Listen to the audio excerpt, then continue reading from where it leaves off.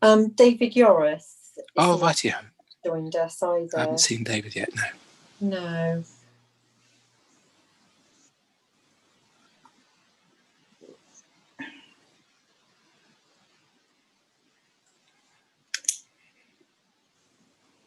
Okay, Chair, you're now live. Thank you very much. Well, good afternoon, everybody, and thank you for being here. What I'll do, if I may, is go through the formal welcome and introduction, and then maybe ask everyone to introduce themselves, because some of us haven't participated in this meeting before. Jeff, good afternoon. So I'd like to welcome all the board members, officers, and members of the viewing public onto this YouTube channel this afternoon.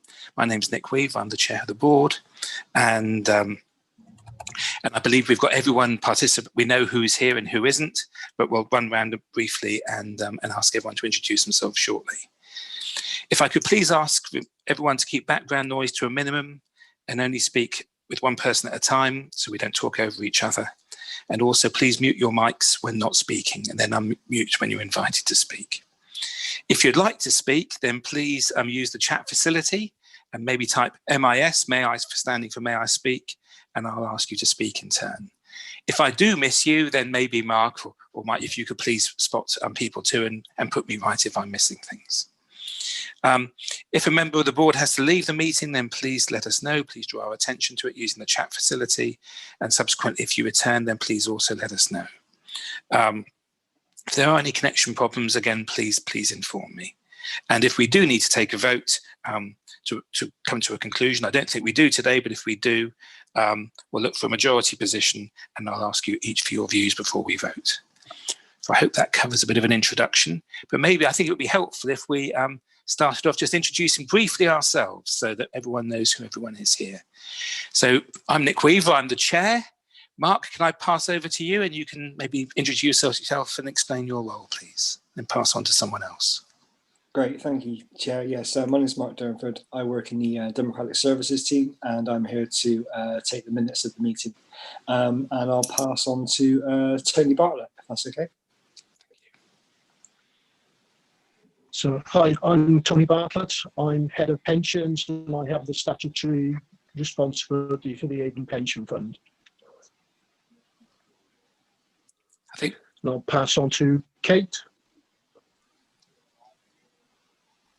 Thank you. I'm Kate Shaw. I'm the Technical and Compliance Advisor for the Avon Pension Fund. I'll pass on to Carolyn.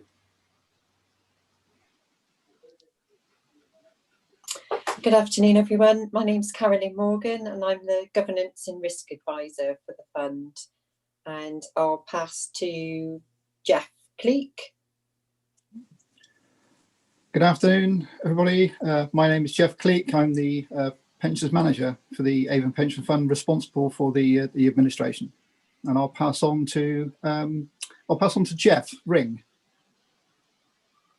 Afternoon, everyone. My name is Jeff Ring. I'm the Service Director for One West, and I'm representing the Administering Authority, Bath and North East Somerset. Thank you. I'll pass on to Claire. Is it Claire or Kate? Sorry, Claire. Hello, I'm Claire Newbury. I'm the Employer Services Manager for the fund, so cover the employers and obviously the data coming in from them as well. I'll pass over to Anna. Hi, I'm Anna Capp. I'm the Member Services Manager. I look after the benefits that are paid, so pensions, payroll, calculating retirements and the quality assurance side in the team. Okay, thank you. And I will pass on to Helen Ball. Hello, my name's Helen Ball. I'm a member representative of the board and I joined the board in March, so this is my first formal meeting, though I've been involved with some meetings in between times and some training as well. Okay, so I'll pass on to Mark King. Have you spoken? No. No, not yet. No. So thank you. I'm Mark King. I'm also a member rep. I've been on the board for a few years and I'm from South Gloucestershire Council. So I'll pass on to Tony, if that's all right. Hi, I'm Tony Whitlock. I'm the employer rep for Bristol City Council, and I've also been on the board for quite a few years now. I'll pass on to Steve. Thank you, Tony. Hello, everybody. I'm Steve Harman. I work for Bath and North East Somerset Council, and I'm also an employer rep, and I've been on the board for a number of years now. I will pass on to Carolyn. Have you said anything yet?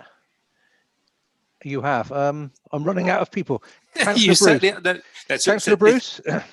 Thank you. Yes. Hi, I'm Bruce Sharon. I'm chair of the Avon Pension Fund, and I'm here in a position that I need to learn. Thank you. Good afternoon, Councillor. Thank you. And sorry, Steve, that was a real hospital pass. I beg your pardon, asking you to come at the end. So I think we have 2 apologies. Is that right? We have Pete Sloman as an apology and also David Yorth. Is that right? Neither of them are here, I believe. Okie doke. So I think those are the only 2 absences, and we're core, and that's fine. So the next thing to ask if there are any declarations of interest, if any members have to disclose an interest, either now or anything on the agenda. Please speak now or forever hold your peace. So thank you very much indeed. That's great. So there is no urgent business per se. It's really good that we're all back together. This is our first formal meeting in a year.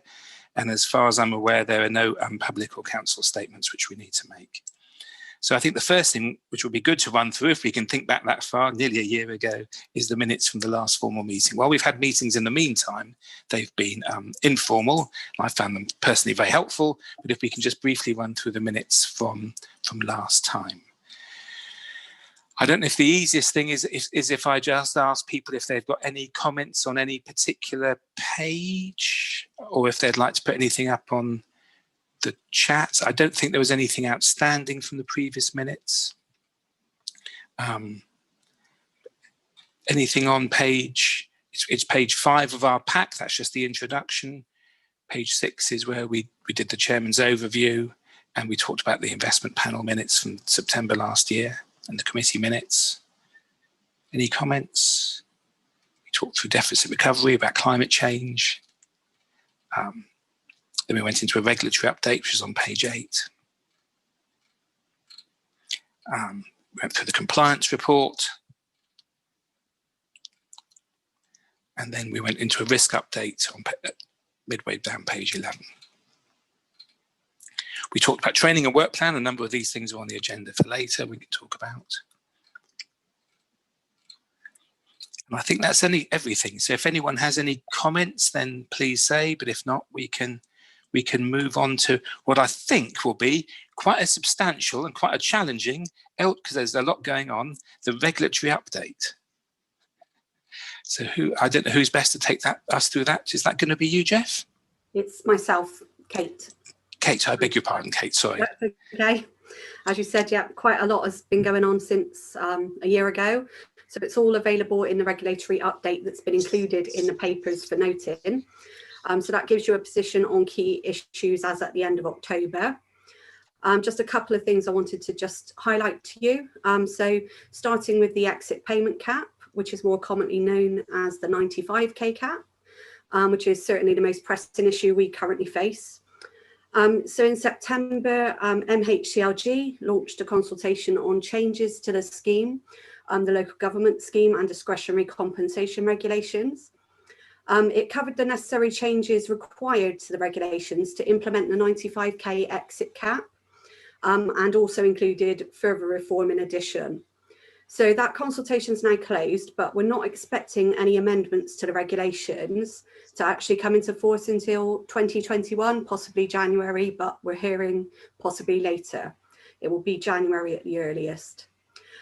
Meanwhile, the legislation implementing the 95k cap on exit payments across the whole of the public sector came into force on the 4th of November, which was earlier than we expected. So it means that 95k cap is in force in advance of the changes required to the LGPS regulations to accommodate them. So from the 4th of November until those amendments are made to our regulations in 2021, there's a position of legal uncertainty for both admin authorities and employers. And this is due to the discrepancy between the obligations on scheme employers under the 95k cap regulations, which tells them they have to limit exit payments, which includes pension strain costs to £95,000. and a requirement for administering authorities to pay a fully unreduced pension to a scheme member if they're made redundant over the age of 55. In October, we had a letter from Luke Hall, who's the local government minister, and that recommended a course of action for us to take in the interim period. And the Scheme Advisory Board has also published its legal advice together with a commentary for administering authorities. Currently, we're obtaining our own legal advice on the best course of action to take in the interim period. We're expecting that back imminently. And we're also in talks with our actuary regarding strain cost factors, and we're awaiting their formal recommendation on any changes we might be required to make on how we calculate pension strain in the meantime. So that's the exit cap, and moving on to McLeod. Oh, okay, sorry to interrupt, beg your pardon. If you don't mind, because this stuff is stunningly complicated. I've been around the LGPS for a bit and I'm technically useless, but it is challenging. Would you mind if I maybe try and give a brief just an explanation to the board, just to try and help them maybe understand how this has come about? Would that be okay? Then you can put me right if I get things right. Sure. And please put me right when I get things wrong. So I think the rule which has been in place all this time is actually, as you said, if someone is made redundant or goes on the grounds for efficiency over the age of 55, their pension in the LGPS has always been paid out, fully paid out, up until including all the service they've built up. So I guess it could be that someone, let's say 3 months ago, someone was age 56, they've built up pension worth, let's say £30,000, and they were going several years early. Mm-hmm. And so consequently, because the fund is paying that money out, there's a charge, because effectively we're paying that pension out earlier, several years earlier than we anticipated. And that fund, and that always had to be paid, didn't it? I think it was mandatory, it had to be paid, and that might be, say, £120,000 or £150,000. The alternative would have been if that person had chosen to leave and then actually their pension would have been reduced, and it may have been reduced, say, from £30,000 to £20,000. And I think the government, I believe it's been kicking around for a long while. I think it was a Conservative election pledge in 2015. They said, didn't they, they wanted to limit how much money people were spending. Yeah. But now we've got this dilemma that I think the regulations, if I've understood you correctly, our regulations say you should pay it out unreduced. Yeah. But actually the government, the new minister who came in, I think in 2015 as an MP, Mr. Hall, says actually, no, you must reduce the benefits so the cost isn't more than 95k. So is that the dilemma you've got at the moment in terms of where the regulations stand versus what the government wants us to do stands? Is that the conflict? It is, although we cannot reduce a pension currently just to bring it below that £95,000 limit. We can only either pay it fully unreduced or fully reduced, or a member can choose to defer the payment of it. So when our regulations change in early next year, then we will have regulations which state that a member can take a partially reduced pension to bring it below the cap, or can choose to defer it if they wish to. So they've got a lot more options available once these regulations come in. I'm with you. So had that person, before this came in, and I think understand it came in very quickly, before it came in, that person would have got their pension paid out at, in my example, 30,000. So now what they can have is they can have their actuarially reduced pension, the pension they would have got had they chosen to leave and take it then, which is, let's say, the 20,000. Is that right? And then maybe a separate financial settlement from their employer? Yeah, so that's a possibility. That's what we're being suggested by the Scheme Advisory Board, is that we should pay a fully reduced pension instead at this moment in time. Right. And Luke Hall has suggested an employer under these new regulations that have come in implementing the cap can make a cash alternative payment to make up for that, up to the limit of the cap. Where, however, the Scheme Advisory Board are recommending employers don't actually make that payment at this moment in time, because it's likely that a claim is going to come about. And if the result of that means we then have to pay a fully unreduced pension, we will be charging that employer this strain cost. As you said, we calculate to account for that. So if the employer makes that cash alternative payment to the member, they potentially may make that and also end up having to pay a strain cost as well. So paying twice. So they're paying that's twice. the recommendation. But as I said, we're currently seeking our own legal advice because the Scheme Advisory Board haven't sought legal advice on behalf of us. So we are seeking our own legal advice to check if we should go ahead and pay a fully unreduced pension or a fully reduced pension. And so once we've got that back, we'll know how we're going to proceed. Well, thank you. It is stunningly complicated. I probably made it more complicated than saying all that. But I guess it's from a board's perspective, it is that, I guess it's that governance process in terms of you're obviously seeking legal advice, and I'm sure the fund has got specialist employers. I don't know which firm it is, but I'm sure they're hugely knowledgeable about all this stuff. But once you've obtained that legal advice, and there is that risk of a challenge, I think, as you said, what governance process will the administering authority go through to make sure we all know clearly where we stand and why we've made that decision? Does that make sense? Well, we will issue our... Shall I help? Thank you, Tony. Sorry, if you don't mind, just to help us understand the risks. Because each of hopefully you can hear me. Each of the employers will have to set their own policy in respect of redundancy and terminations to take account of. Yep, we caught that bit. Yep. Yeah. Sorry, I'll just switch my video off because that might give us a better connection. So each of the employers will have to sort of reflect on their policies now, and actually implement new policies in dealing with redundancies to take account of these changes. We then have to act on the decisions of the employer in implementing their interpretation of how the regulations should apply. And I think it's, that is one of the areas that we are seeking legal advice on, about the legitimacy of that interpretation, given the uncertain position in respect of the LGPS regulations, in that we are clearly mandated to pay something very different.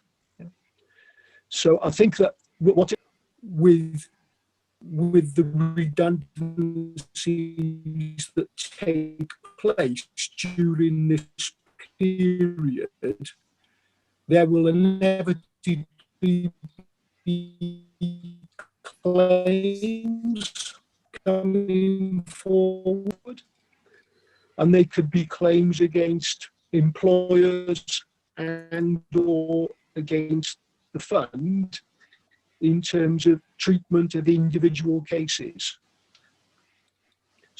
So, hence the legal advice for us is very important to sort of ensure that we understand the potential undertaking. Thank you. No, thank you. That's very clear. Thank you. And I think that was the reason for my badly phrased question. Sorry, Kate. Was really, is that risk, isn't it? And what risk could come back onto the fund? But I think, Kate, as you explained, the employers are taking the risk that if the benefits were paid out unreduced now, beg your pardon, if they made a settlement now, they may have to pay out partially unreduced benefits later. So they may effectively pay twice. But it sounds like our stance is that risk is not falling on the fund, but the employers have got some challenging questions and situations to resolve, I guess. Is that fair enough?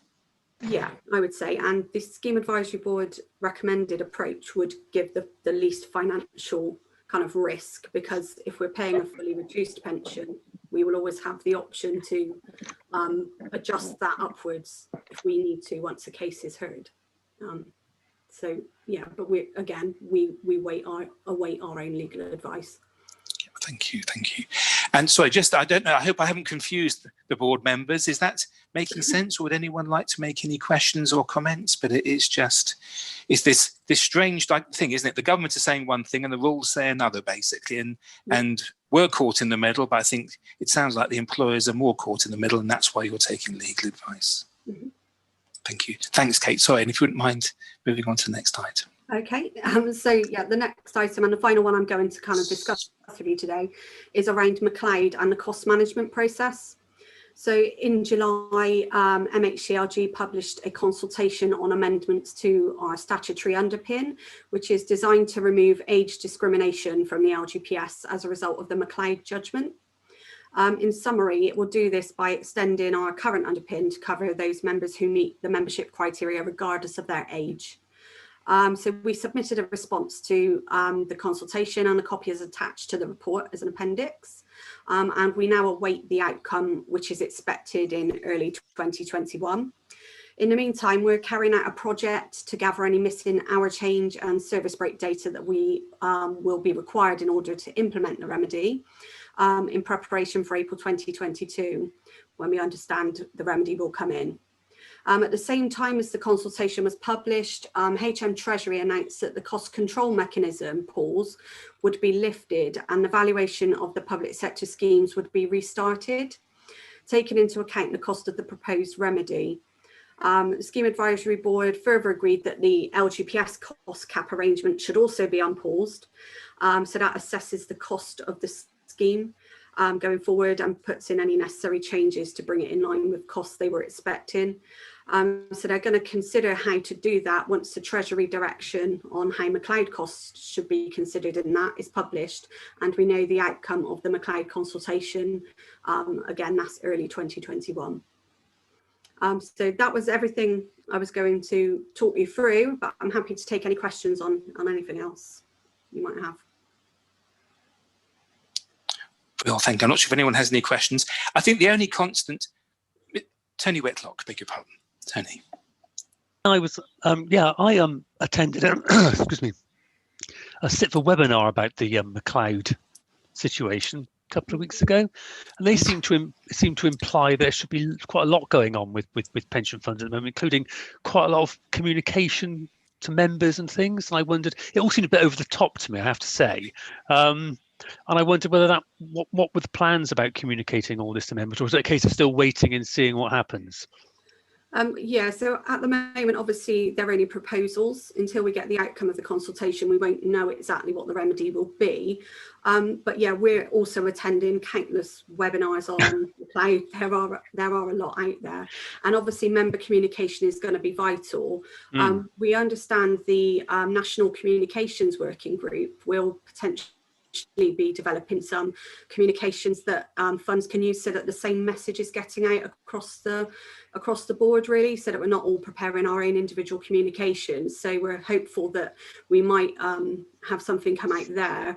In the meantime, we're communicating with employers mainly at the moment, as I said, doing the data collection to make sure we have all of the information we require, because that's the kind of pressing issue at this moment in time. But yeah, absolutely, member communication is going to be key, but I think it's too early at this stage, and we actually aren't getting any queries at the moment from members. No. They don't seem to be very aware at the moment that this is all going on in the background. Great, but thanks, also Kate. we need to be careful, because the remedy, whilst it might apply some increases to benefits, we're not expecting it to increase benefits significantly and for many members. Great, thank you. Okay. Jeff, would you like to comment at all, Jeff? Is there when the LGPS just seems to get more complicated, and I'm always amazed that I think it can't get any more complex, and they find a way, and this is an example. But in terms of your approach to this, is there an optimum moment, as Kate was saying, to let these things kind of settle down and people find their way through it, and then we follow suit? Is that the best approach, do you think? Well, I think the stance that we've taken, obviously, I think 3 months ago or 2 months ago even, we were really focused on McLeod and everything we had to do, and then suddenly the exit cap raised its very ugly head, and that's kind of wiped everything out, really. In fact, people are probably looking at McLeod now as a bit of light relief when it comes about. We have taken, I think, all the actions that we need to take at the moment. I think we're according to conversations I've had, we kind of are slightly ahead of the curve at the moment. What we're trying to do is get everything set up behind the scenes to enable us to actually manage the kind of the process of data gathering. And on the employer services team, so on Claire's team, we've actually just put someone into project lead the data gathering part of the exercise. So we've got someone in place there that will manage that part of the process. But we clearly have had a number of communications with employers to warn them that we'll be coming out to them over the course of the coming months. And in some respects, we already receive a lot of that data because we get electronic data returns from a number of employers. So it won't be such an issue, but we're aware that two of our unitary authorities, we will need to have a full-blown exercise and data gathering with. So, but our largest employer, we won't, because that's been pretty much on electronic data interface since we've gone onto the care scheme in 2014. So they've always supplied us with that data that needs to be evidenced. So we're putting everything in place that we can, and we obviously we will. We had a conversation with the committee back in I think it was December of last year to look at or getting approval for some increased funding to maybe support McLeod and maybe some resource we might need in data gathering. So we're kind of in the good a place as we possibly can be at the moment. So thank you. Thank you. And in terms of McLeod, Jeff, we're in a good place with the software provider. They enabling you to hold the information you need. That's all working okay. We're in conversation with the software provider at the moment, so things are moving in the right direction there. Certainly, obviously they've got a significant amount of work to do to implement what potentially, because we don't know what the remedy will be at the moment exactly. So I think they're gearing up to be able to implement whatever that remedy might be and what might look like, and how we may need to hold that data and reflect that data going forward. As Kate said, the likelihood is that this is going to impact only a few members, percentage-wise, but we have to retain this information probably for the next 60 plus years until you work through your scheme membership that was active on or around the 2012 2014 date for the fund, and then any ongoing linked dependence it might come out of it. So it's quite somewhere in the future that we need to be geared up long after I've retired. Right, yeah, thank you. What I will, sorry, Chair. What I will say is, obviously, we don't just administer the LGPS. We do administer the fire service as well. Right. We have in place for Avon Fire just under 1,000 members. I think the fire service remedy is going to be far more complex than the LGPS. Far more complex. As Kate said, we've had no inquiries as yet. Because I think it's probably so complex, members don't necessarily even understand what it means, and that's no disrespect. But on the flip side of the coin, that isn't the case for the fire service, because the FBU have been very actively engaged in the whole sort of McLeod Sergeant process. So their members are sort of far more aware, and there's potentially is far more urgency to do some work on that before 2022. Yeah, thanks. I'm afraid, Jeff, I think that possibly leads to the question in terms of how you're going to resource these projects. Are the teams kind of commingled under reporting into you, both for fire and the LGPS, or how will that work in terms of tackling the same problem but in for two quite different customer groups? Well, certainly, we would use our existing resource to manage this where possible, but we may need to consider backfilling if need be. That's where the committee have agreed some additional budget. For as far as the fire service is concerned, that's a slightly different issue, and obviously I need to have that discussion with Avon Fire separately on that, on that basis. And is the reason theirs is more complex because they build up pension at different rates and at different ages? Is that the main driver behind it, or why does it? No, not necessarily. No, okay. It's all to do with transition from one scheme to the other. It's slightly more complex, and they are looking at. I think the other thing with the fire service is because they were part of the appeal, they need to be looked at sooner than the LGPS, which wasn't part of the appeal. It's just public sector, so it's involved. Similar to the NHS and the civil service, but because the judiciary and the fire service, the actual appeal cases were for those particular schemes, they're much sooner than the others. Yeah. Thank you very much indeed. Thank you, Kate. Thank you for tackling the most complex stuff on the planet. It is unbelievable. And thank you for taking us through it. I don't know if anyone else has any questions or any thoughts. If not, Jeff, I think we might be moving. It's you again, I'm afraid. I think we're moving on to item 9. Are you going to take us through it, or yes, it is me. So this is the admin report. So what I intend to do is just give you a very brief overview, and then we can go into some of the detail through the appendices. I'll try and take you through that. But obviously, with the ongoing COVID crisis, we've actually been working from home remotely now since March, as most of the population has. We've been focusing on our critical processes to ensure that we're making payments to our members, and that's kind of reflected quite positively, I think, in the in our kind of performance when measured against the service level agreements. Some of our non-critical processes, because the TPR at the very outset laid out the fact that we must ensure that we're paying people, and we continue to do so. So that's classed as obviously a critical process there. So that's been our focus. But because of that focus, one or two areas probably have not been quite so high up on our performance level over the course of the last sort of 6 or 7 months. But when you look generally at measuring against our legal statutory requirements, I think generally speaking we are pretty much well on target there. So workload wise, generally the workload over the course of the last year is kind of reduced, although we are beginning to see that creep up a little bit. So I thought perhaps we could take some time just to go through some of the appendices, if that's okay with everybody. And draw your attention to perhaps page 55, which is the fund performance against the service level agreement, the KPIs. Yep. So if you look at the top 3 sort of descriptions there, retirements from deferred and deaths. So generally speaking, we are kind of hitting our targets there. So just around sort of 80%, mid-80s for retirements, but for the others, sort of into the 90s. And when you add on a few extra days, we're definitely flagging green. Our kind of area where we're maybe not quite hitting our target is around some refunds. Refund volumetrics tend to be quite high generally anyway.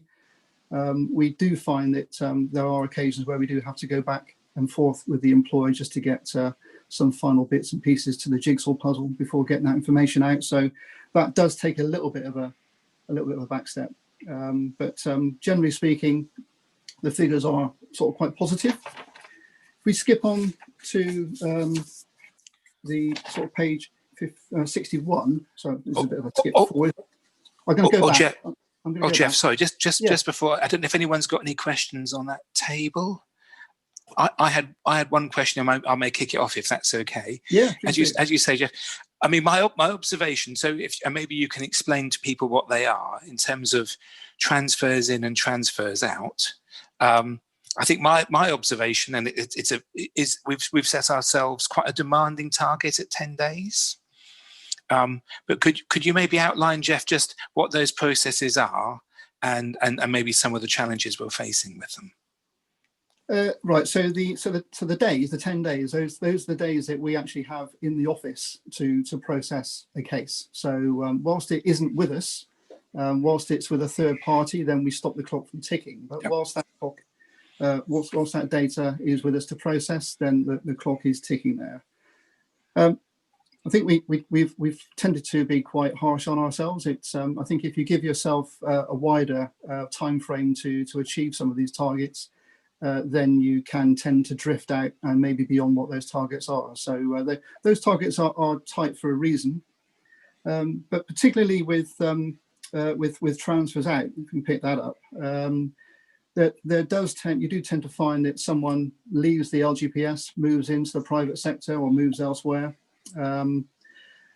It isn't always the case that we have that information to hand to process the leaver whilst the data request comes in to transfer the members' benefits elsewhere. So there can be quite often a bit of an overlap there. where we're trying to get that final bit of information in to process the leaver data.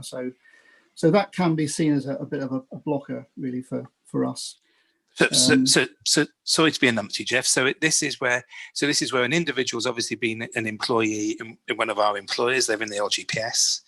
They've left. They're looking to transfer the pension they've built up with us out to a private provider, possibly. Yep. And or another scheme. And I think you're explaining that sometimes actually they may be preempting that, and the actual employer hasn't actually told us they've left yet. Can That's that be right. some? Right, yeah, I mean, yeah, quite often that is the case. I mean, we quite often get. I mean, someone will seek employment elsewhere before they, that information to transfer comes in literally just after or just before they've even left. So sure. Because the way things work. So that's just a type of reason. But generally speaking, because of the volume of work, particularly during the last sort of 6-7 months, it has been a case whereby the transfers have taken a bit of a backward step, both in and out. But they are time sensitive, so we need to be very aware of that, because if you only have a limited amount of time to provide a quotation, or the value of the transfer coming in is only valid for sort of a certain period of time, 3 months. So we do need to kind of begin to look at those issues going forward. But it has been quite challenging, even so. And sorry, on these processes, do you have a rolling cycle of reviewing processes, or every so often do you kind of go, right, this area we're going to take a fresh look at and see if we can change it to try and make it a bit more speedy, or how does that work? Well, I would say, do we review the processes? Probably I have a conversation with the member services manager at least every other month every month on the process, but I think the way that Anna works with the team is they rotate the responsibility for dealing with different parts of the workload. So although the process itself isn't changed that often, I think how the process is dealt with does get moved around a little bit. So it always does seem to be, though, that some of these issues that you can't deal with everything as a priority. Sure. And we are focusing purely at the moment on the priority cases of ensuring people are getting paid. And I think the back end of that is some of these things are suffering a little bit, and that does need to be addressed. But when you compare it with the national standards, our kind of performance there, we're only on transfers. Again, we are slightly behind, but that's the only area by which we're kind of failing to meet those targets. Helen, Helen. Pick up Helen. Sorry, I'm not being fast enough watching this screen. I beg your pardon. And Tony, I think, as well. So. I just worked out how to do the chat. So in part, you've answered the questions I was going to raise, but I did notice on a number of the charts that quotations and estimates are the performance is slightly lower than the average against some of your other targets. And I just wondered whether these then led into any complaints from members, because as a member, I could well imagine that if you were waiting around for an estimate or a quotation or whatever, and it took longer than you expected, you'd become anxious, because it's a time of change of life, isn't it? And that's when people do get anxious. So I just wondered whether some of these figures that are here then lead into complaints, or are they dealt with prior to they get to that sort of stage? Well, clearly we try to mitigate any complaints coming through. But what we do try to do with members is direct them to the self-service module. Through MSS, there's the scope there to be able to produce your own benefit estimates at any time. So that does kind of take away some of the pressure for our officers. But having said that, we do get still a high volume of requests coming in all the time. And unfortunately, it's not just a single request. Can I have an estimate to let's say age 64? It's, can I have an estimate to 64 to 63 and a half? What if I reduce my hours to 30 and then increase my hours to 32 and a half after a year and then retire? So it's multiple layers of estimates. So that can be very, very time consuming, but we do try to obviously adhere to the SLA and respond in a timely fashion. But I think sometimes the volumetrics don't always allow that to happen. And do you have any idea of what percentage of inquiries people do use a self-service function? I suppose the reason I'm asking that is, are they finding it user-friendly, or is that why they're coming back to you because they don't find it user-friendly? I think take-up at the moment on MSS generally is around about 30%. I think for active members, it's about 24 to 25%, top of my head. It is an area that we are obviously actively looking to increase usage of. Yeah. The system isn't always. I mean, the system has been in development, let's say, for a number of years. It is beginning to get to where we'd like it now. We have put pressure on our software provider to improve the usage of MSS and to make it far more user-friendly. We're kind of getting there with the software provider. So my hope is that as we sort of fully go into the digital transformation, that we'll have a far higher take-up of usage. We want it really to be in the high 70s, 80 plus %, not low 20s. I mean, I don't know how you action this, but it would be helpful maybe in the future if we just reviewed progress in usage of self-service as a mechanism so that, are we moving quickly from 30 to 70%, or is it, a very slow, because it's going to help you, isn't it? I mean, it's been part of our service plan, let's say, for a while now, but we kind of have been hampered by the technology. I understand. Thank you. And I think we've got a workshop, haven't we? I think it's on the 10th of December where we're going to be looking at this digital stuff, Jeff. So so that'll help us understand it greatly, I'm sure. Yeah, I think. Sorry, Chair. I think that's not in December now. Or beg your pardon, whatever. But imminently, in the next sometime between maybe between lockdown 2 and lockdown 3 or whatever it's going to be. Yeah, something around there. I think it's January. Beg your pardon. Sorry, Jeff. Yeah. Right, we stopped you mid-flow. Beg your pardon. I think we were on page 55, but you were going to. I think there were some more questions. I think, Chair. Sorry. Oh, beg your pardon. Quick notes. I beg your pardon. Mr. Bartlett, beg your pardon. Sorry, Tony. Sorry, I just wanted to add to what Jeff was saying about the take-up rates on member self-service. I think it very much is a slow burn.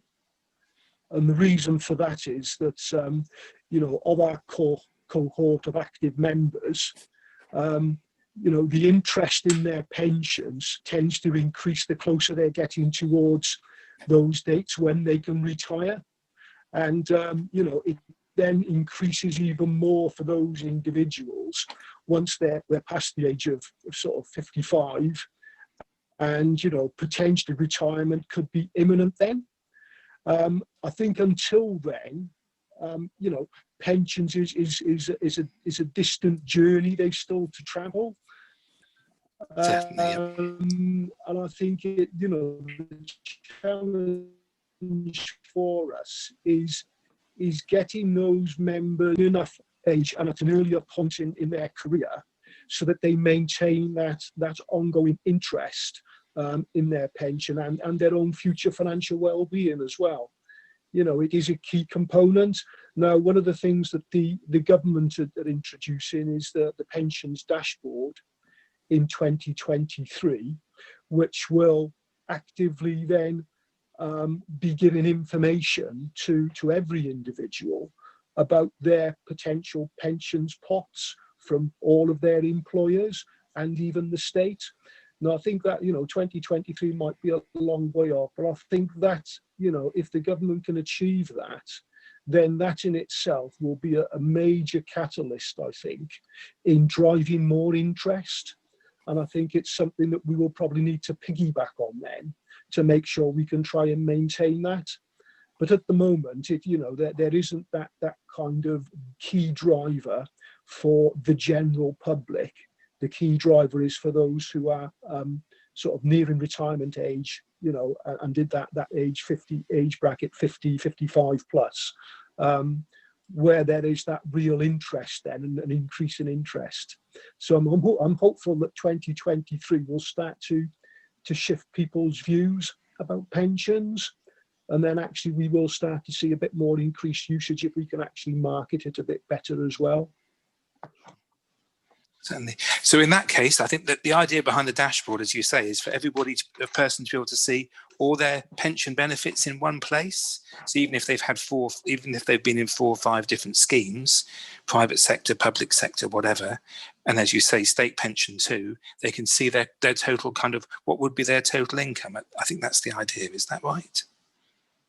Yeah, yes, it is. Sorry, I was on mute, but I'm not. Thanks, Jeff. Thank you. Yes, it is. It is a one-shop opportunity, really, for members for to members see the whole picture. To see the whole picture, including state pension, as you say. Yeah. Yep. And hopefully it will happen, because I think there've been 1 or 2 false starts on this one, haven't they? But then But hopefully it will get there, and as Tony says, it will be informative and drive it. Yeah, I think certainly the regulator is on board now, along with the software providers as well across the UK and all the various funds. And I think they're obviously working with obviously every single pension provider to get on board with this. So yeah, I mean, I think you could say that 2023 may even still be optimistic, but that's what they're aiming for. Thank you. Okay.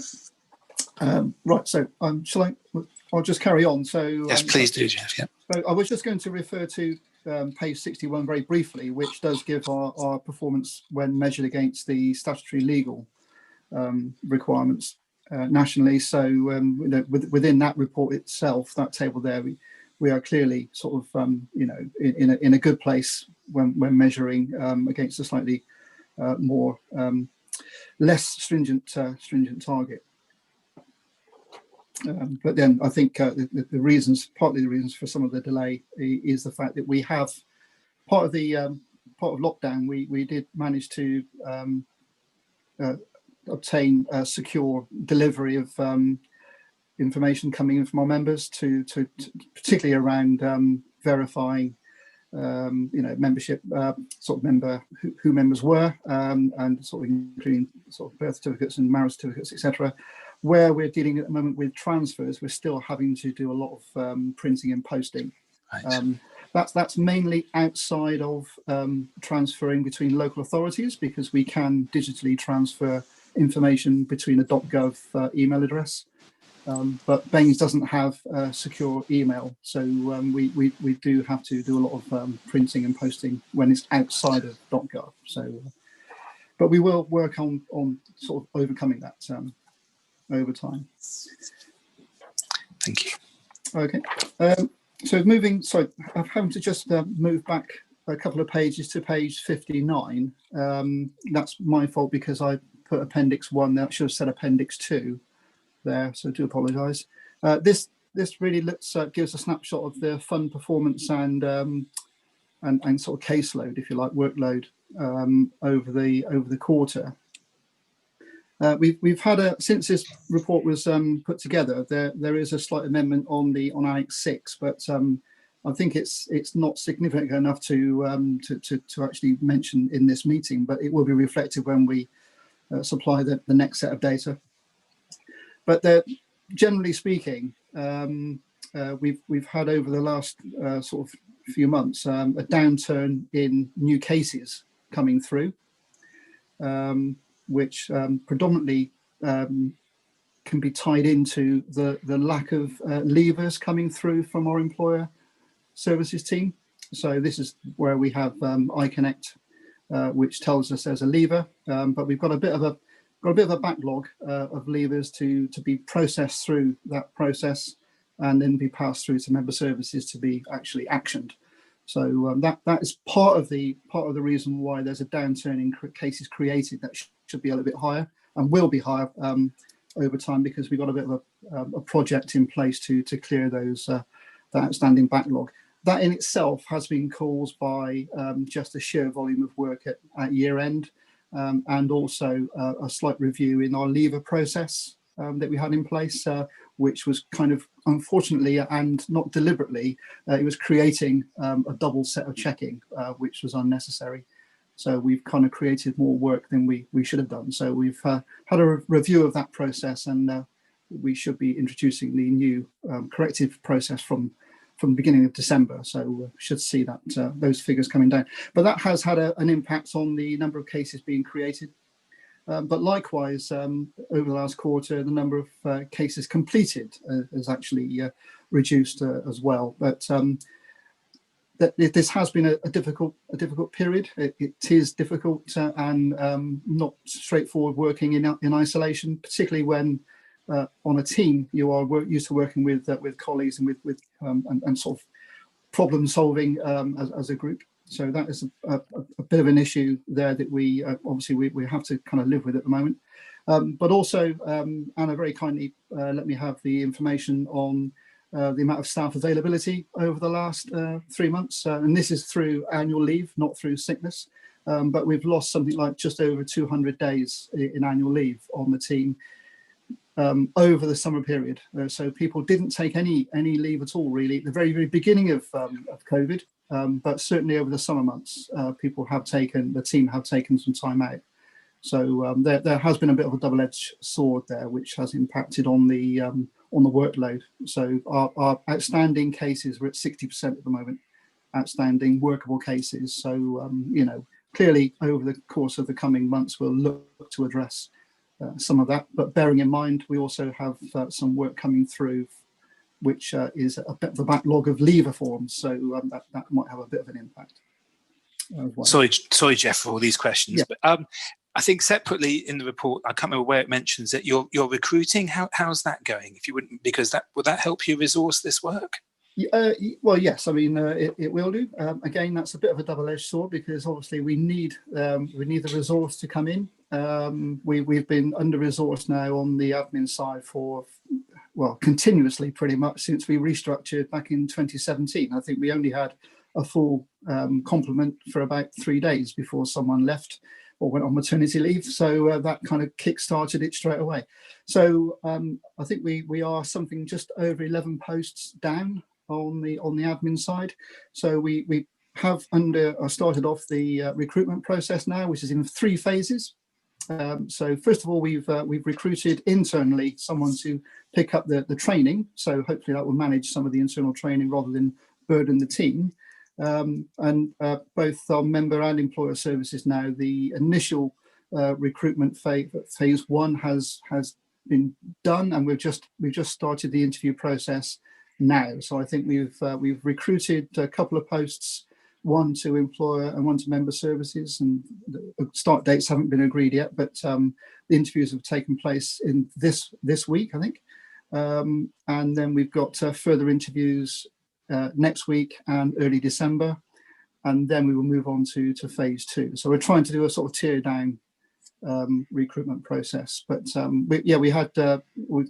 missing a team leader on member services, an assistant officer on member services, and a couple of pensions officers in Anna's area as well. So that's quite significantly down, and that's your engine room really on the benefit calc side of things. So once we get that complement in and we've got the training in place, then I would definitely see an upturn in performance. Likewise, in Claire's area on employer services, the Iconx team, that's been under-resourced since its inception, and that's quite key to ensuring we get that monthly data coming in and loaded onto the system straight away, and obviously we can field back any inquiries back to the employers. So we have been kind of trying to kind of limp along really over the last year or so, and ensuring that we keep the business service going as good as possible and dealing with the critical areas, ensuring we hit our statutory requirements. But we clearly do need that resource to be fully up to 100% or as near as possible. 11 posts is a bit of a shortage to carry for such a long time. And then, as you say, adding in the whole COVID situation and the fact people won't have had a break during the big lockdown, and they needed a break over the summer desperately, then you can see it's been a tough time.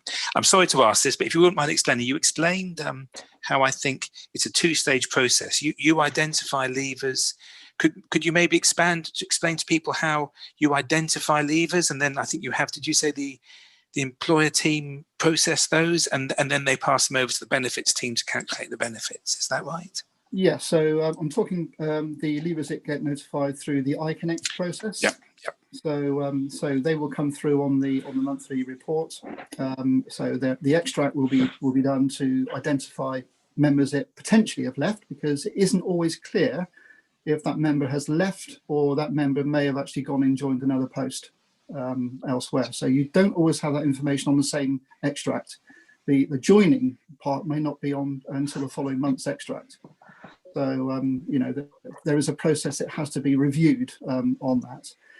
But there are a number of checks that have to take place to ensure that I think the initial part is that we do write to all these members who appear as a leaver to notify them that we have been notified that they've left, but there are a number of options. So do they want to A, have a deferred benefit, B, transfer their service, or are they looking for a refund? So we do send out an initial trigger letter to satisfy statutory requirements to notify the member that we know that they've left, but it's that benefit process that's taking the time to actually give them the actual figures. But there is I suppose you could call it the kind of the cleansing process within the employer services team that's causing a bit of a delay, where we're double checking and in some respects going back to the employer at times when perhaps we don't always need to. So that's a bit that we've ironed out. So that slight delay there is why the case is coming through to the benefits team. Maybe they haven't all flowed through. Yes, I guess.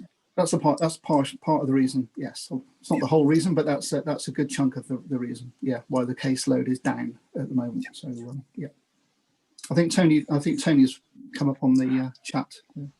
Beg your pardon, I must need to spot it. Mr. Bartlett. Yeah, I thank you, Chair. I just wanted to clarify some of Jeff's remarks about resourcing.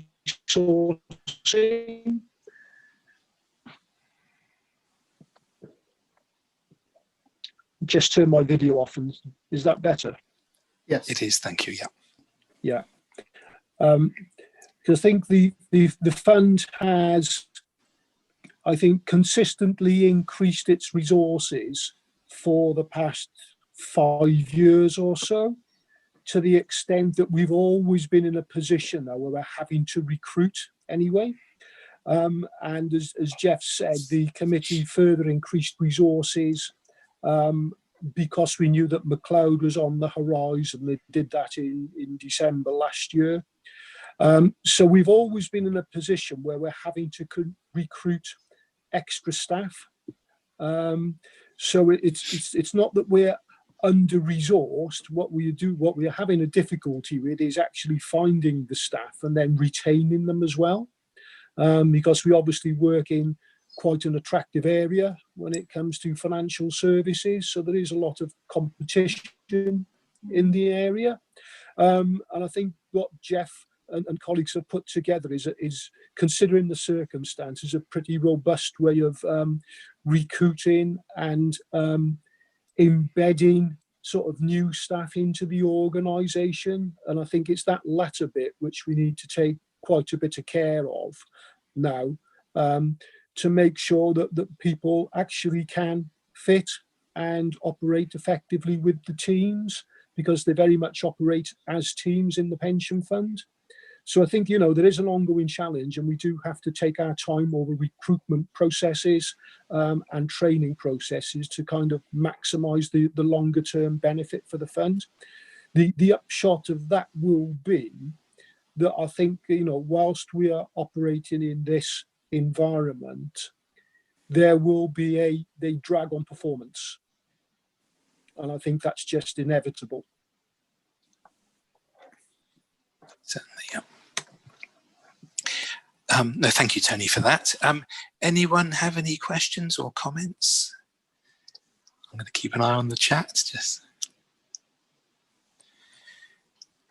I certainly appreciate it. I mean, it must be very tough for people coming in. I know they're a different generation to me, but they're coming into a new environment, learning new complex technical skills. This stuff is not straightforward. But Steve, you'll put it much more eloquently than me. Over to you. Sorry. No, it's just a general point, really. I mean, I welcome all the reports. They're very comprehensive, and thank Jeff and colleagues for all the hard work they've done over the summer. I just wanted to get a general view from Jeff on how staff are managing through the COVID situation, and what it was like for him and colleagues working at home. It was just general interest, really. That is that issue affecting performance itself? Well, certainly, thank you, Steve. It does. I think the longevity of it is beginning to tell a little bit, whereby we've gone back into lockdown again. So we're not able to even meet remotely now to discuss matters. So I think that is having a bit of an impact. We've not. I do monitor, obviously, all the sickness as do the sort of managers. That hasn't shown any real change over the last few years. There's been no change in trend there. But clearly, as is the national message, really. But clearly there clearly are impacts on people's sort of mental health and well-being, having to work in this way for such a prolonged period.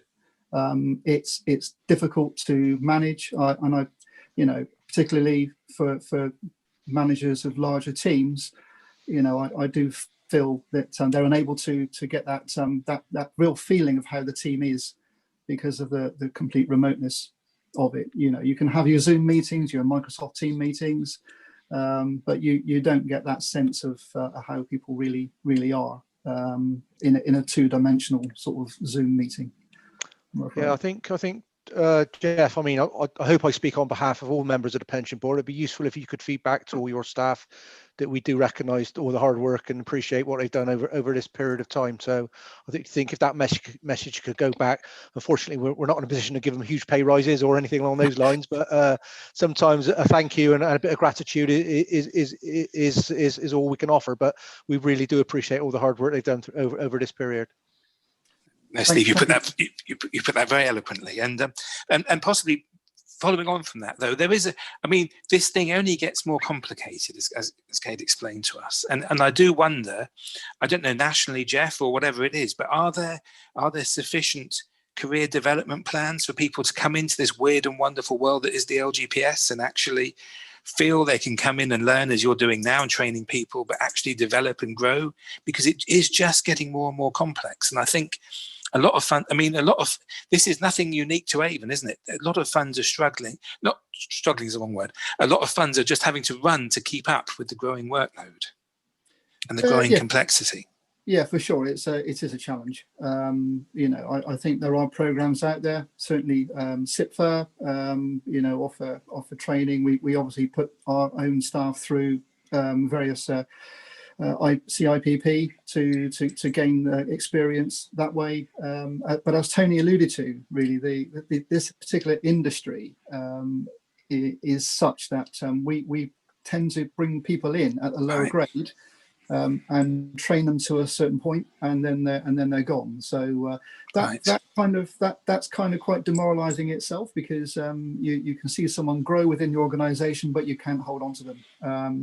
You find that people are constantly training people through the same process, and then they're gone again, and they're having to train someone else. So it's just one of those things. I mean, obviously, the area that we are based within the southwest has got quite a big financial district around Bristol itself. Yeah.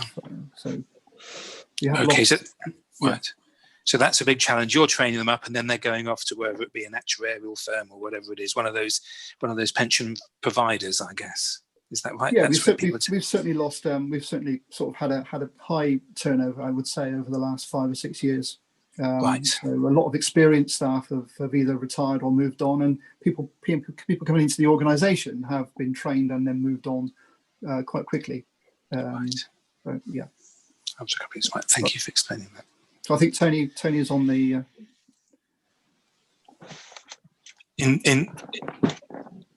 Mr. Bartlett. Sorry, Tony. Yeah, I think Jeff is right. Retention is a significant challenge for the fund and for the LGPS in general. But what we have found is that we have changed our organisational structure several times over the last few years, and those changes are creating their own opportunities for staff to carve out career paths. And I think that kind of continuous change is set to be the trend going forward. So I think increasingly there will be more opportunities for people to develop careers, particularly as the technology develops and we move more towards governance and control and compliance and away from the processing, as we expect more and more of the processing to be done by the machine. So I think, you know, the work itself is changing. It's getting more technical, getting more attractive. Hopefully in the longer term, it will be better rewarded and better remunerated. And I think that will sort of meet some of our retention challenges going forward. Yeah, thank you. Yep. Jeff, thank you. Is there anything? Thanks, Tony. Jeff, is there anything further you'd like to add to that report? Well, I'll just maybe quite quickly cover off the compliance for the TPR, pension regulator data. Yep, certainly, that would be great. Thank you. Yep. Just very quickly. So on page 65, this is where we measure our common and scheme-specific data through a set of analytical reports that have been put together, quite detailed. And I think if you look at the top graph, Annex 1, that's the summary report. So you can kind of see where our error rates are sitting, really. Probably if I just pick out a couple there, the undecided list, that picks up those electronic Iconx leaver forms as they come through. So a lot of those will be contained within that list there. So obviously, what I'm trying to say is that we are quite transparent in what we're able to demonstrate, but we are fully aware of where our issues are, and this report really does help us drive through our data improvement plan going forward. So the other key area where we do hold a lot of areas where we need to address our compliance with the regulator is around our number of addresses held, and that's kind of reflected on what we're looking under our deferred members. So we've got some 4,000 plus deferred members who have gone away, missing addresses. We have an ongoing project at the moment to kind of manage some of this, and probably one or two of the pension board who have been in the pension board since the beginning will remember that we had a bit of a project some years ago to kind of address this area, no pun intended, but we've kind of scaled that up again now, and we are making some serious inroads, which aren't reflected here so much, but should be coming through reports soon as we move through onto another phase. So we'll have a bit more of a detailed report for the board coming through once we've analysed that information. Problem with member addresses for your non-active members is that you can clear 4,000 missing addresses for those non-active members, and then find that another 4,000 people change address and don't tell you. So we do have a process in place by which we always actively try and trace someone when they approach their retirement age for a deferred member. So they will get picked up in the round anyway, but obviously what we're trying to do is get on top of that that bulk of gone away or missing addresses for our deferred members. Thank you. And on those, Jeff, I guess in the old days, you would have sent those deferred members in the post a copy of their annual benefit statement. And if they were not known at that address, it would come back and that would be a gone away or whatever it's called. But nowadays, if they receive them electronically, how would you identify, how would someone know if we've got the incorrect address, if we're only communicating with them via the internet? Well, at the moment, we are still sending all of our annual benefit statements by post. Righty, I'm with you. So, but we are looking to move to online annual benefit statements. Righty. Part of our communications policy. But I'm not there yet. I'm with you. But at the moment, those, whatever it might be, those 42,500 people would have all received an annual benefit statement. We're going to come on to that in a minute, aren't we? In the post, sent to their home address, and if it got bounced back, that's how you would identify that they've moved since they last gave you an address. That's right. Yes. So we obviously send out annual benefit statements annually, and also there's also another communication for pension members as well within that. So when that bounces back, obviously that triggers that flag of gone away. So yes. You. And sorry to ask you, and when you mentioned undecided, would you mind explaining to people, those are people who may or may not have left, or they may have opted out? Is that those? I think it was 3,800 of them. Is that right? That was. Yeah. So in the main, as we are notified electronically of a member leaving, they may have left, but we don't know why they've left necessarily. So as I said earlier, they could be just in limbo, going from one post to another, sure. Yep. Like an internal transfer, or they could be a genuine leaver, or they may be an aggregation. So we then have to go through a process of reconciling or reviewing those undecided leavers, and obviously that's again a snapshot, but that number is much higher than we would like it to be. It would normally be much less than that. Yep. Thank you for explaining those. That's very helpful. Thanks. Okay. I'm sorry to have been overexcited about the digital strategy. It's going to have to be my late Christmas present for January, rather than think it was a pre-Christmas one. But I guess we'll talk about these electronic communications and things as well as part of that, won't we? Yes. That's I think we've got that to come to look forward to in the new year. So exactly. Yeah. I'll just very briefly mention we do obviously measure or record our late payers on a quarterly basis, and obviously if there are any issues, that's taken up with by our accounts pension fund accountant. Generally speaking, the numbers have been low and remained low over the current coronavirus period. The latest quarter is in front of you in the report on page 69, but I just had a quick look back at the previous 3 months, and we had 9 employers there who reported late contributions being posted to the fund, but none of those were significantly material. But we do report them on this schedule.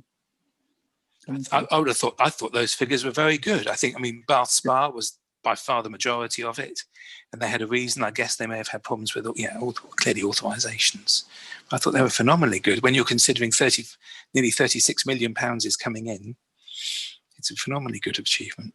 Yeah, I think it's obviously there is a good relationship between the fund and the employers to work with the employers to ensure that there are no issues, and where there are input training if that's required, or quite often it is an oversight on the employer's part. And you tend to find it's not always the same employers. They are with such a wide employer base. I think we quite often find different employers are triggering the same delay, but not the same employer always repeating itself. Although on here you can see there are a couple of failed twice in the last 12 months. But and you're not having employers coming to you saying, sorry, we're going to be struggling to pay to pay our contributions on time? I'm not aware personally that we have. I don't know whether Tony's heard anything separately, but I know certainly our valuations officer is monitoring this on a very close basis. So not aware of anything significant. Okay, so that's the end of that report. Unless anyone's got any other questions. Oh, actually, I just want to finish off. Sorry, I think Tony did partly mention this earlier, but you know, clearly it has been quite a challenge to deliver the service over the last 6 months, and I do think there will be some issues sustaining performance going forward over the winter period, particularly around some of our KPIs.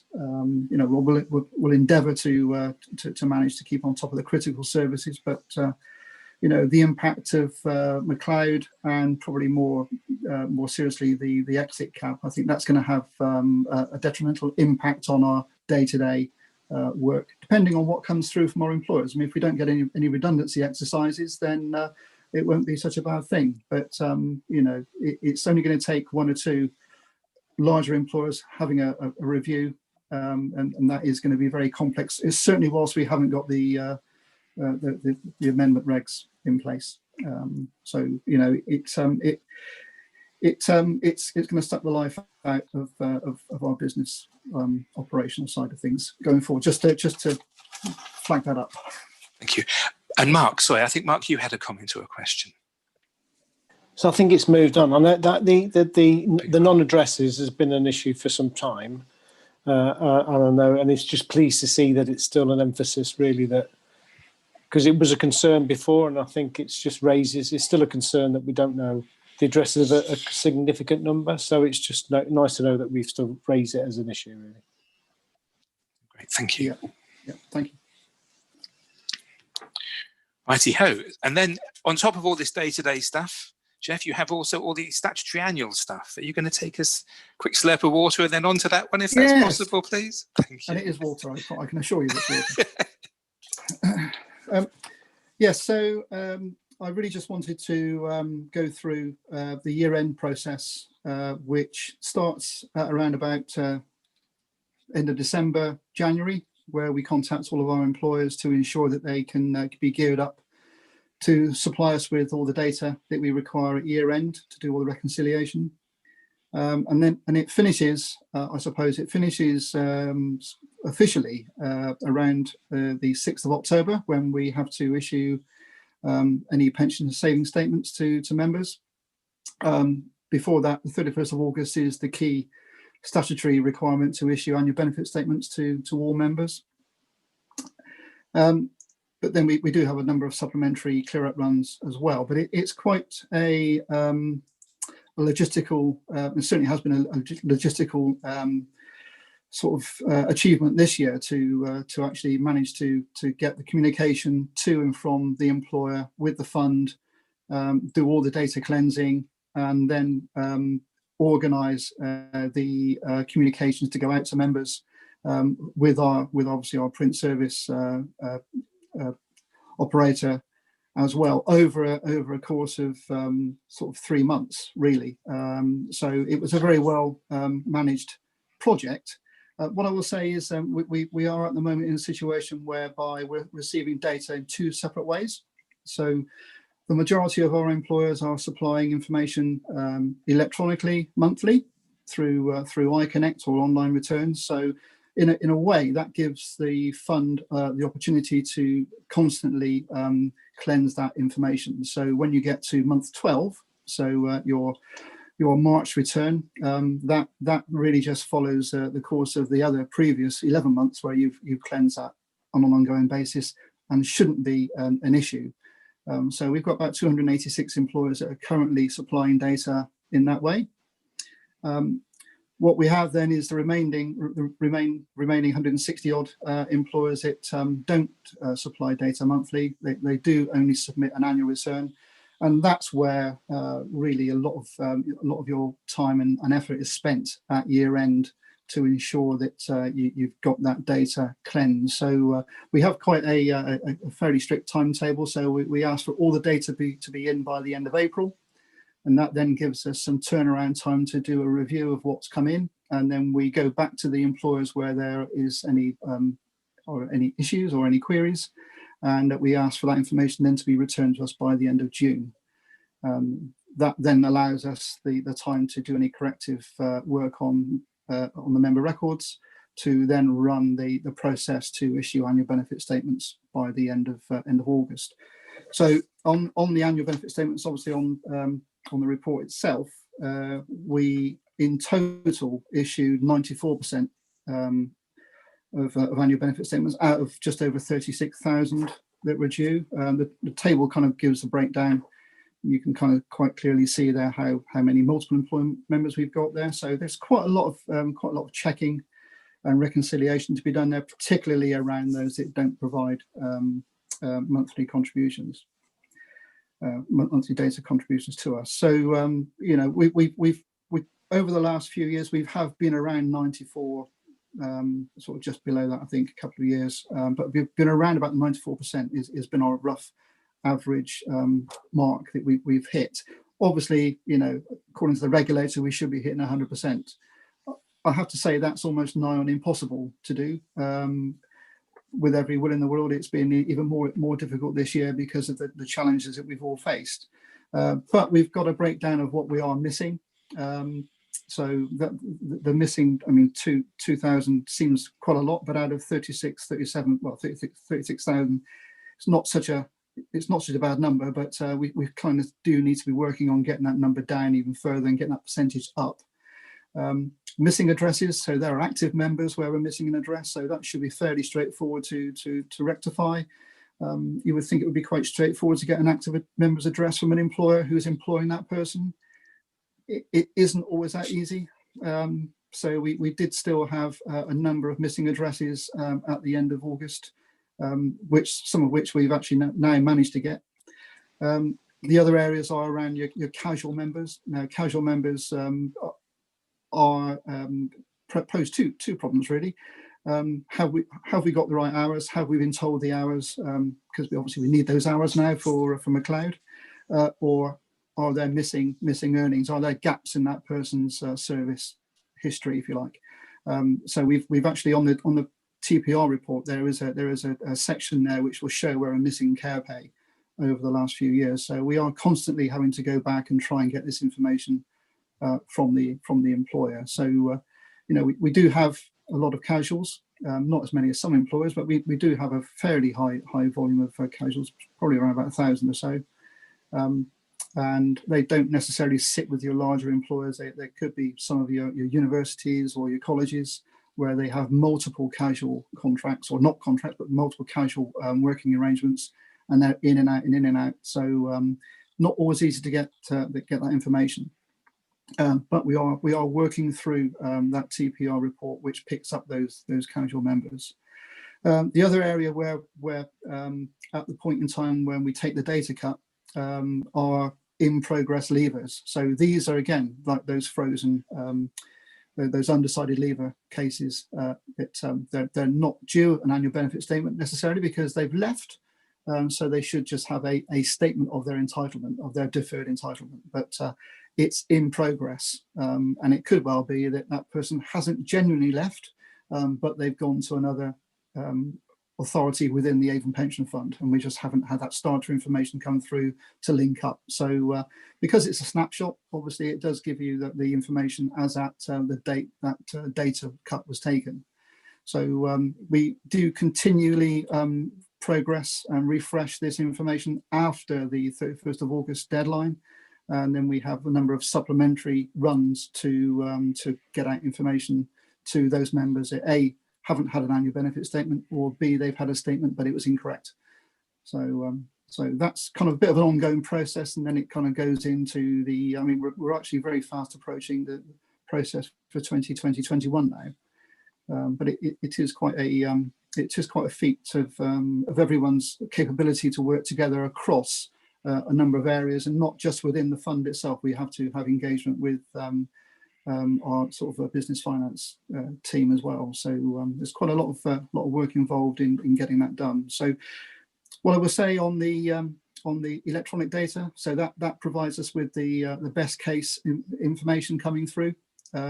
We have the remaining employers that we are looking to get onto monthly data returns, and that will happen over the course of well, we were hoping to have had that done by now, but because we've actually brought an iConnect team in specifically to deal with these returns and to work with employers, and also because of getting better reporting out of the system, there has been a bit of a delay of, I would say, a delay of well over a year now, because we had to stop the process because the valuation last year would have been too difficult to have confused employers to try and get them onboarded and still supply information for the valuation. So we will be looking to reintroduce getting everyone supplying information digitally over the course of the next next 4, 5, 6 months, hopefully with an end date. I think we're looking to have everyone electronically supplying data by March 2022. So for that 2021-22 financial year, we will have hopefully everyone with the ability to supply information digitally to us. So that's the remaining challenge for us on the getting employers on board. And they are mostly smaller employers as well now. So they're not carrying the biggest part of the membership. I think the membership, we've got 80+% covered by the 269 employers. So we've got the biggest cohort covered. It's just the smaller ones, and some of these are your multi-academy trusts as well. So it's not completely straightforward, but it's a little bit of work to be done there. So in essence, we managed 94%. So we've got some work to do there. The other statutory requirement is the issuing of the pension saving statements for those members who may have triggered an annual allowance tax charge. So the statements that went out the previous year, I think we had a slightly higher number of statements previous year, but it was felt that the notification, the letter and the form wasn't completely self-explanatory. I think we undertook some assistance, some consultancy to review the form and the letter. Unfortunately, there was a bit of a delay in getting that in place, and obviously, again, because it's a small team, quality assurance team, quite small in number, only 1.5 people to manage that exercise. There was a little bit of an overrun, but I think I had mentioned that previously. I think. And in the end, we agreed that we would get everything out by the end of October, and it actually went out week commencing, I think, the 20. Well, it's about a week and a bit late. So I thought that was quite a good event. We've reported that to the regulator to be transparent in what we've done, and the regulators come back this week to Carolyn to confirm they'll take no further action. So that's all quite good. And to be honest, quite rightly so. But I'll let anyone make any observations or comments first, and I was going to add something, if I may. Would anyone like to comment on Jeff's paper? I think I can kick it off. I think you've done phenomenally. I think this year must have been so difficult with employers working remotely suddenly at year end, and you folks working remotely. And then, and even I think the regulator did allow a bit of tolerance over the deadlines, which you didn't need to utilise. And so the fact that, the fact you managed to even get the pension saving statements, which were a complex, horrible technical nightmare, aren't they, in terms of working out whether someone's potentially got an annual allowance problem, out by the 19th of October, when really, is again, I think, phenomenal. I mean, people will need them for their tax return at the end of the year. So there's plenty of margin there. So I think my observation would be phenomenal, frankly. It's a big result. So thank you. Yeah. Well, it's down to the staff's dedication, really, and hard work and working together. So if it wasn't for those officers taking it upon, taking that responsibility on, then we wouldn't be where we are. So it's a continuous process. That isn't it now. Obviously, we have to go now on the next year. So yeah. Mark, you have a comment. I think I just wanted to reiterate what you said, Nick, and what Steve said earlier. And so it's to pass our thanks on to the team for a job well done. And it's difficult. It has been a difficult year for everybody, and it needs to be reflected that we we recognise that and thank them for their efforts. Thank you. Yep, certainly. So cracking. Thanks, Jeff.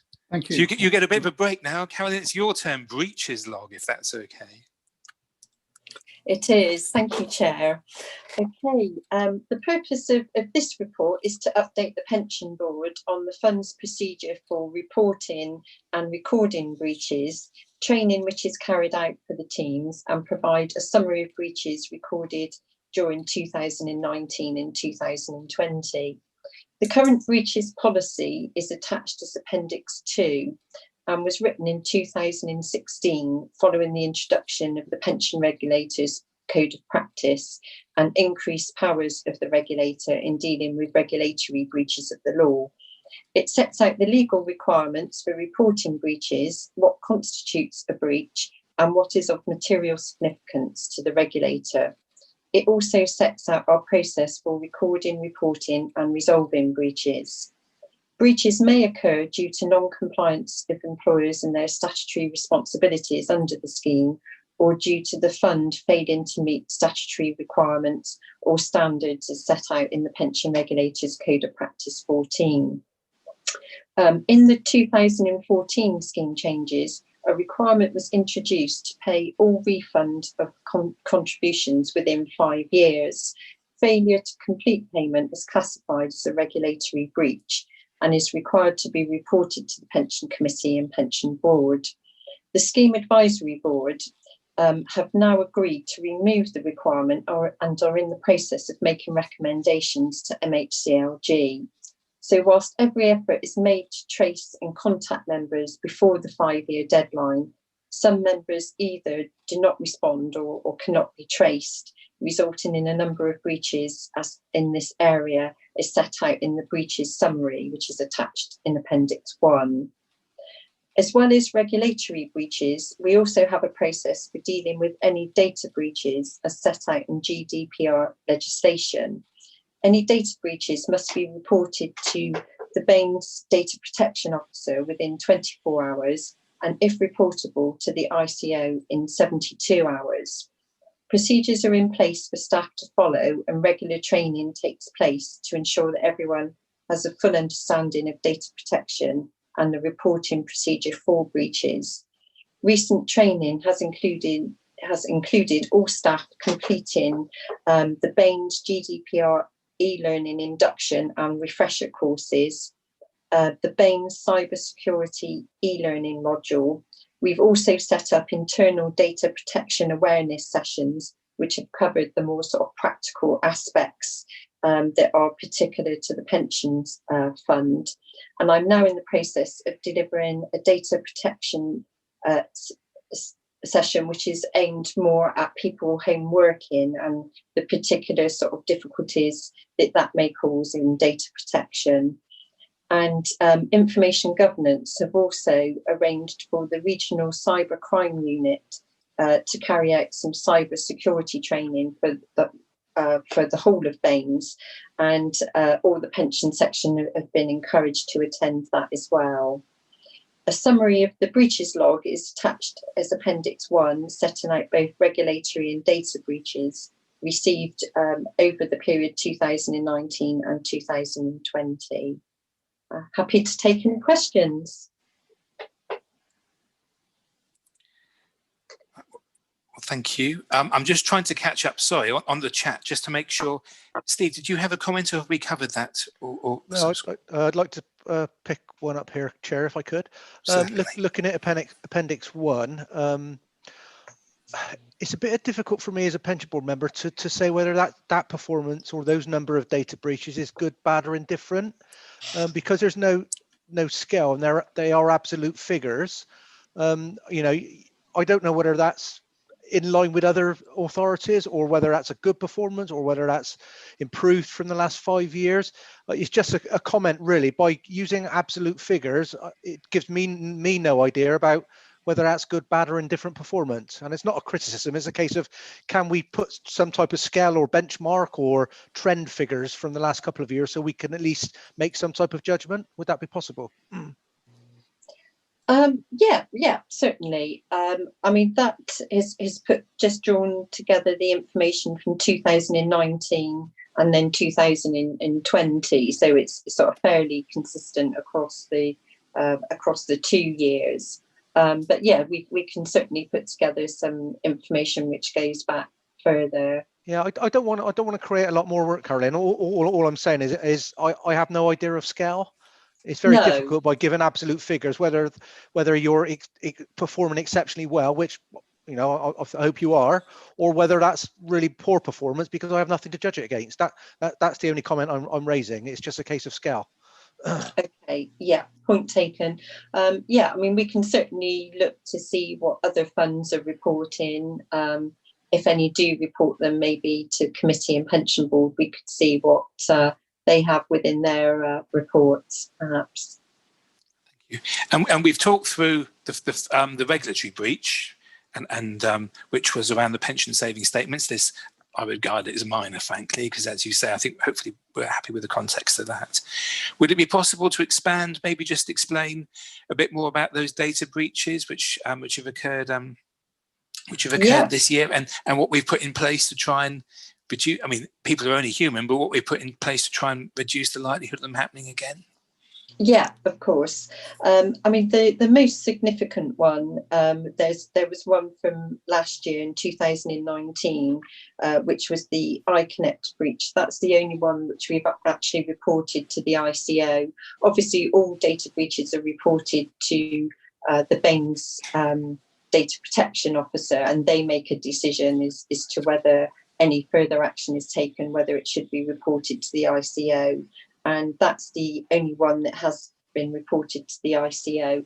And I think the difference with that one, they're more concerned over an electronic error which affects multiple people rather than an individual making a mistake with an address. So sort of human error is where it only involves, maybe one member, is not generally reported to the ICO. But the one which was caused through Iconx was actually reported to the ICO, and that was where one of our employers sent in or they loaded their own Iconx extract, and the first line of the address for 71 members was moved up one. So 71 members had a sort of an address which wasn't right. So address line 2 down to the end was correct, but address line 1 was wrong. In reality, it meant that the address was a nonsense, and we weren't made aware that any actually got delivered incorrectly. And in fact, we did get quite a good proportion of them back from the post office, as they couldn't be delivered.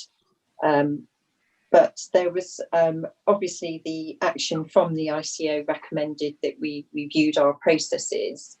And as a result of that, we did take the loading of Iconx extracts back in-house. So we stopped allowing employers to do it for themselves, so that further checks could be put in place before the extract was loaded. And also, as a result of that, we took the decision to set up a specific Iconx team where the members of staff could actually concentrate solely on the extracts and ensuring that the sufficient controls and checks were in place before they were loaded. I don't know whether Jeff or Claire would like to add anything to that. I'm quite. So sorry, Claire. Are you there, Claire? I think, yeah, Carolyn, you covered that really well. I think the net result is what have we done because of that is the fact that we've taken the loading in-house, and we now have a lot more thorough checks. So the actual Iconx software doesn't validate the data as such, and we have now developed our own reporting where we do a lot of comparisons on the data beforehand from previous extracts to ensure that that type of thing doesn't happen again. And the reason why it happened in the first place, the employer ran a report. It extracted the data from payroll, then they manipulated it, and then they loaded it. So we've obviously, employer training was given as well. to say, no, if there's problems with your data, you correct it in your source to start with, then you extract it, then it comes to Iconx. There was an element of employer training, but we, as a result, turned everything on its head, and we've taken it in-house now, and it's working really well. And we haven't had anything since anywhere on that magnitude. Thank you. Okay, thanks, Claire. So it's a couple of the other breaches. We do use a portal called GlobalScape, and this is a secure portal that we use to communicate with employers. As it's already been explained, we don't have a secure email, so we tend not to send any data to employers via email. So we use a system called GlobalScape. And the way that GlobalScape works is that every single employer has to be set up on the system, and then you have to put a file into their folder, and then the employer logs into the portal and retrieves the data. And we did have a couple of incidents where this is generally happens at year end, when literally hundreds of files are being sent out to employers so that they can check their year end data. And the other problem that we've got is we have lots of employers with very similar names, especially with the rise of academies. You might have, I don't know, St Nicholas Junior School and then St Nicholas Primary School, and or you know, very, very sort of subtle differences in names. And it was for that sort of reason that a couple were put into the wrong folders. In all cases, we contact the employer, or the employer contacts us as soon as they realise, and we seek assurances that the data has been destroyed. But we did decide, because it happened twice, we did decide to put a check-in stage in, so that one person puts the file into the folder, and then a second person checks that the correct data is in that folder before it actually goes to the employer. And since we've put that process in, I'm pleased to say there's been no further incidents. There was one incident this year where there were 2 pensioner pay slips sent to the wrong person. This was down to the print company that we use to issue pay slips. They had a malfunction with their machine, and it actually put 2 pay slips into one envelope. So one person received pay slip for somebody else. We do make sure that our pay slips don't have very much personal information on them, but obviously it does have somebody else's sort of pay information on it. So as a result of that, we reviewed TopLink's procedures. We had quite a few chats with them, and they did actually decommission the machine. It was down to the machine, a machine malfunction. So they decommissioned the machine while they sort of reviewed their processes, and until we could sort of receive reassurances that the error wouldn't happen again. Funnily enough, we were due to visit them. We thought we would sort of review, actually physically review sort of their setup, and the visit was planned at the end of March. And so lockdown happened, and unfortunately we weren't able to carry out that visit. But as soon as we are able to, it's certainly not off of our radar. I think we would still like to sort of go and review their sort of physical setup. So that's a bit of a flavour. I don't know whether you want me to cover the last 2, or... But there was certainly only sort of really just human error. That's certainly very helpful. Thank you, Carolyn. I think maybe if we could, when we're looking at the digital strategy in January, maybe if we could understand better how particularly the employer fund data interchanges work. Because I think, Jeff, I'm sensing there's a concern that you haven't got an easy, secure way of transferring this information. I may be wrong, but it's how those things work, because actually that's probably, when we're doing bulk data, that's probably our greatest risk, isn't it? Anyone, a machine can be worn out and put two pay slips in together. That's one thing. But as you say, when you're moving bulk data and having to try and do it in a secure, controlled way to organizations which have similar names, that's possibly where some of our risks may exist, I guess. So it'd be good to understand how we're managing that kind of technology to make sure we're minimising that risk. Does that sound okay to you, Jeff? Yeah, that's absolutely fine. Yeah, I think obviously, as Carolyn said, we are quite restricted in what we can use for that data coming in at the moment or going out from us. So, but I think that can all be incorporated within the review. So, because I think nowadays it is that interchange between you and the employer, isn't it? In the old days, it would have just been they submitted forms to you or whatever it might be, but that's all evolved. And I guess we just want to have some assurance that you've got the right tools in which to manage and control that, I guess. Yeah, no problem. That'll be good. Thank you. Any further questions regarding the breaches log, or should we move on? Karen, it's you again to risk management. I know we've covered some of these things already, but if you could take us through it and expand on what you feel is appropriate, that would be great. Thank you.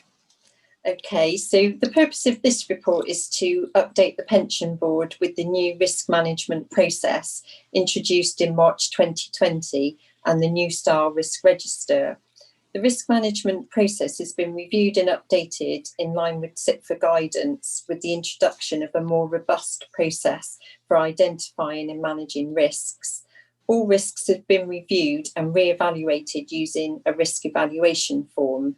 Each risk has been allocated a risk owner to monitor the risk and implement mitigation measures. The scoring system used is still in line with the Bain's corporate guidelines. The risk register has been redesigned to make it more user-friendly and enable managers to use it in a more practical way for monitoring risks.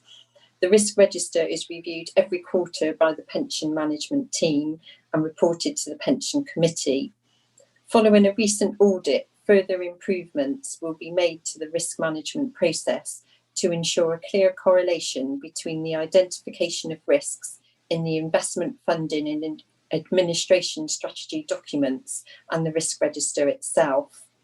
The new style risk register and corresponding dashboard are set out in Appendix 1 and 2 of this report. Again, happy to take any questions.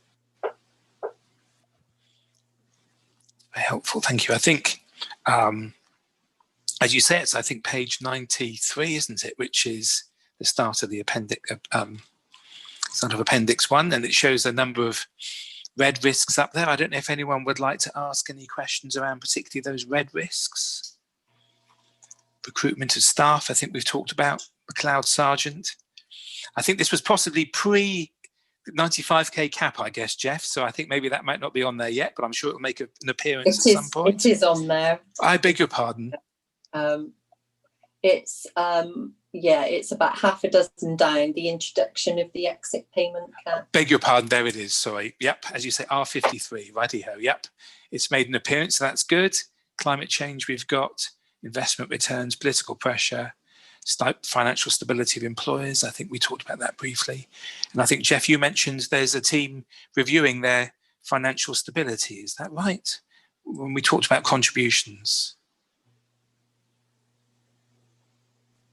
I said I think that we have our evaluations officer advisor who's actually monitoring that actively on an ongoing basis. So those are active conversations that have being held with employers who may find themselves in that situation. So yeah. So I don't know if anyone would like to ask about anything in particular in that appendix. I missed the 95k bit, but the exit payment one is there. So thank you. Yep. Anyone like to raise anything or no in particular questions? Nope. Chair, it's Steve. Can I just ask something very quickly? Of course. I may have missed it, but is there any reference there at all? It's very small writing, so apologies. To Brexit at all? Has that been picked up on any of the risks? There is. Right, I have missed it. Sorry. That one is on the second page, so it's about It's called R55, and it's on the second page, near the top of the second page. It's actually called Brexit. Yes, thank you, Karen. That's a green one. That's It a green is. one. Yeah. So we don't think Brexit's going to have any high risk issues for us going forward. Then, okay, thank you. That's all I needed to check.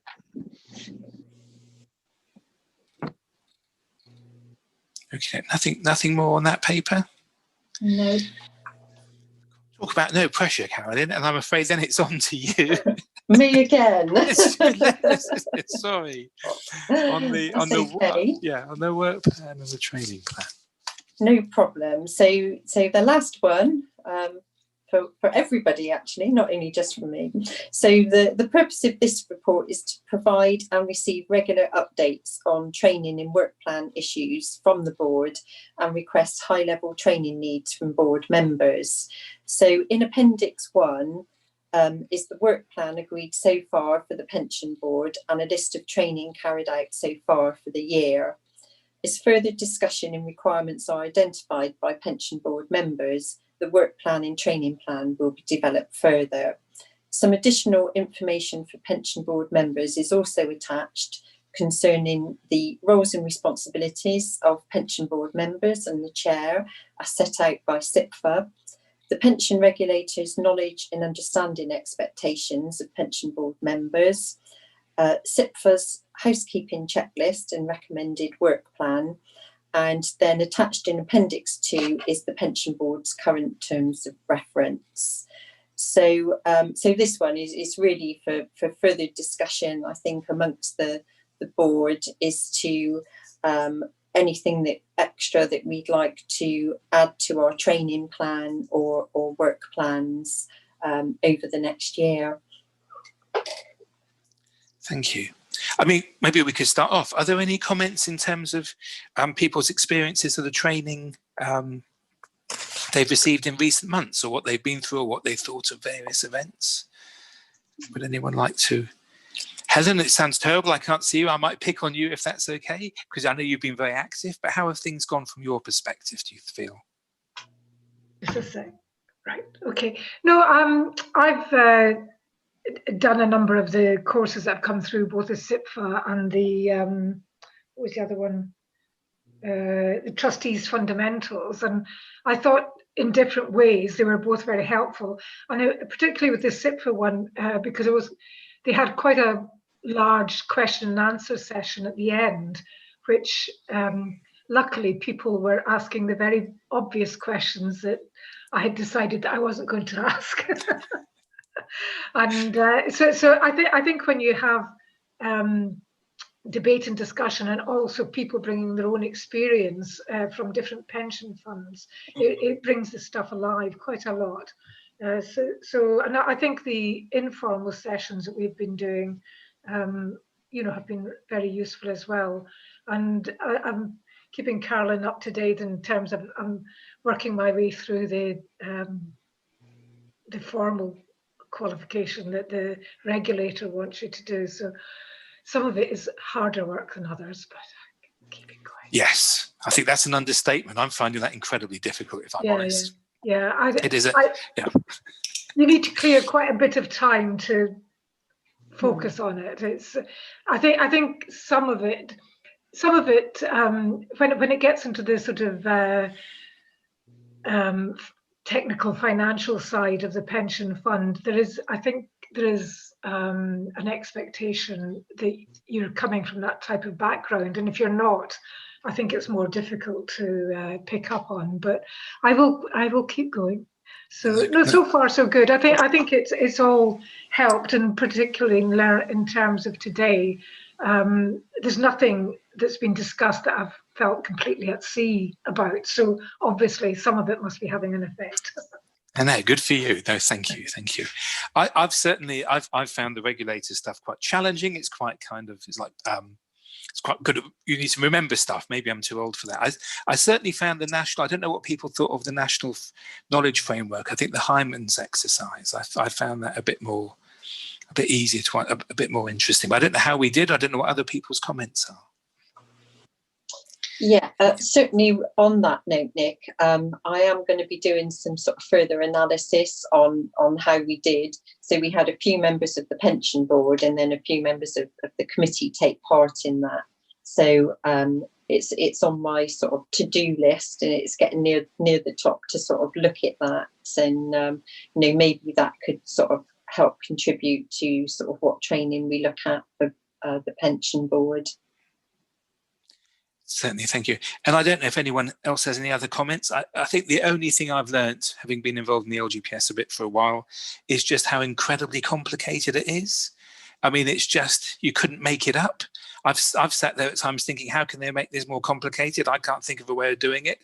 I always fail because they manage to find a way. So I don't know how we help board members have that level of, I think it's understanding rather than technical knowledge. Clearly, the technical knowledge lies with people like Kate, but it's how we have that understanding of the controls and how we get the assurances. It's all moving along, and you know, and we're asking the right questions. But I don't know if anyone has any thoughts or comments in terms of how it's going or what we need to do. There's Steve. Sorry, I'm being very slow on the chat. Do you have a comment? Or was that from an earlier one? No, Chair, that was from the last item. Beg your pardon, sorry, they're not coming. Righty-ho. So I don't know if anyone else has any thoughts in terms of how we can do it, or if it's gone, or maybe you can make an assessment, Carolyn, in terms of how we're doing on the national knowledge stuff and what we need to do going forward. And if it's not working for people, we'll need to find a way of trying to make it work for people, because this is complex stuff, isn't it? And it's only getting more complex. Yeah, certainly. And, you know, I'm happy to sort of take that away and come back to the next meeting with maybe some suggestions. But more than happy if board members do have any suggestions about what they'd like further training on, we can certainly consider how we can accommodate that. And I think certainly our informal sessions I've found very helpful. I think Helen too. So if we can continue with those, that'll help us immensely. So I think, unless anyone has any other comments, I think that brings us to the end of our agenda. So thank you. Would anyone like to add anything, or we're all clear? So thank you very much indeed. Could I say, Chair, that this has been really, really good sort of thing, listening to the other side of it when you've got the Avon Pension Fund, and listening to the other side of it is really, really good. Thank you very much for that. No, it's a pleasure. Well, thank you. Thank you. It's hopefully we'll, as our understanding builds, then hopefully we'll be able to support the committee in our role. So I hope we do. I'm sure we'll do it, and I think we're all very keen to do it, certainly. And thank you very much to everybody, as Steve mentioned earlier, but everyone within the pensions admin team or the pension fund, and particularly the folks here as well today for taking us all through it. And thank you very much indeed. And I guess we all deserve a cup of tea, and we can formally close the meeting. So thank you very much indeed for your time.